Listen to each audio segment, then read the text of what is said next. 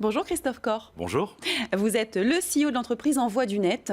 Au sein de votre société, vous promettez aux e-commerçants d'économiser, attention, jusqu'à 80% sur les frais d'expédition en national et à l'international. Comment est-ce possible? Expliquez-nous cela. Alors, tout à fait. Tout d'abord, on a négocié les tarifs sur 350 e-commerçants qui travaillent avec nous aujourd'hui. Donc forcément, d'un point de vue force de négociation, les volumes déjà d'affaires sont beaucoup plus importants. Ça, c'est la première chose. Mais j'aimerais aussi parler du service transport chez les e-commerçants qui aujourd'hui prend une place importante qui est pour une TPE et finalement généralement assez limitée. Donc ce qu'on fait pour eux, c'est qu'on leur met à disposition un seul flux informatique qui leur permet d'avoir accès à l'ensemble de l'offre des transporteurs. On va également leur mettre à disposition un seul service client, au lieu de devoir gérer plusieurs, on va dire, processus de service client, autant qu'il y en a que de transporteurs. Chez nous, c'est uniformisé pour eux. Oui. Ensuite, on a la partie facturation aussi, on leur donne une seule facture à la fin du mois qui est déjà contrôlée. Donc là aussi, c'est du travail en moins. C'est du temps en plus pour eux, des ressources supplémentaires. Et du côté transporteur, parce qu'il y a aussi de ce côté-là, le premier kilomètre, on le fait à leur place. C'est-à-dire qu'à la place d'envoyer 10 camions pour chercher autant de colis par transporteur qu'il y a de transporteurs, oui, on n'envoie qu'un seul camion. Donc ça fait des économies d'échelle, donc des meilleurs tarifs. Et pour l'écologie, c'est bien aussi. Pour l'écologie, c'est bien aussi, c'est bien de le spécifier en tout cas. Alors vous proposez d'automatiser la préparation, l'expédition et le suivi des commandes. Est-ce que selon vous, l'automatisation, c'est la clé de la réussite? Est-ce l'avenir de la logistique? Oui, mais pas que.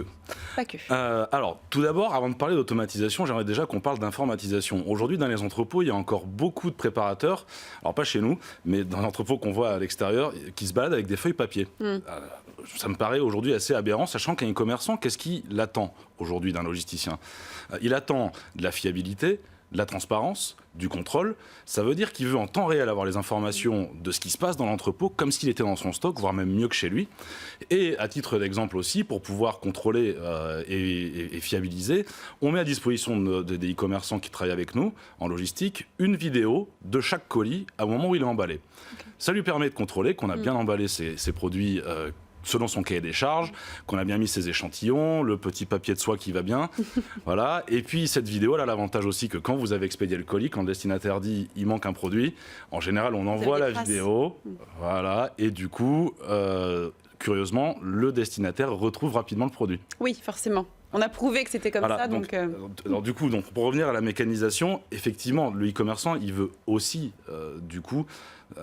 économiser sur les coûts. Donc mécaniser, oui, on a besoin de le faire. Robotiser aussi, quand on va faire 1 million de fois la même tâche, il n'y a aucun intérêt à mettre un humain pour faire ça. C'est contre-productif. Donc oui, il faut mécaniser. Par contre, le e-commerçant, il veut aussi de la proximité. Et c'est là où l'humain reste aujourd'hui indispensable. Bien sûr. Alors votre solution, est-ce qu'elle permet aux professionnels et aux e-commerçants du coup de gagner du temps, d'être plus compétitifs? Est-ce que vous avez des retours sur la performance de vos solutions? Alors, le premier retour, j'ai envie de dire, c'est qu'aujourd'hui, on fait de la croissance organique. Donc, nos clients, sans acquisition de nouveaux clients, les volumes augmentent. C'est-à-dire que nos clients augmentent leur propre volume. Pourquoi? Quand on a une offre de transport qui est complète, ce qu'on n'avait pas avant, on s'adresse à l'ensemble du marché. Donc, on a gommé toutes les barrières.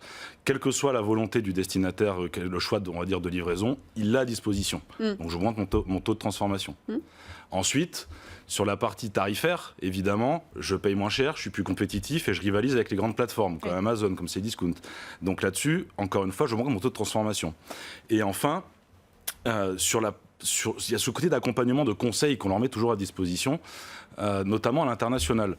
On aime aujourd'hui les pousser à l'international, donc ça passe par la logistique, par le transport aussi, parce qu'il faut des offres adaptées. Donc on va un petit peu au-delà de notre première mission, en essayant de les accompagner là-dessus, de faire encore des relais de croissance.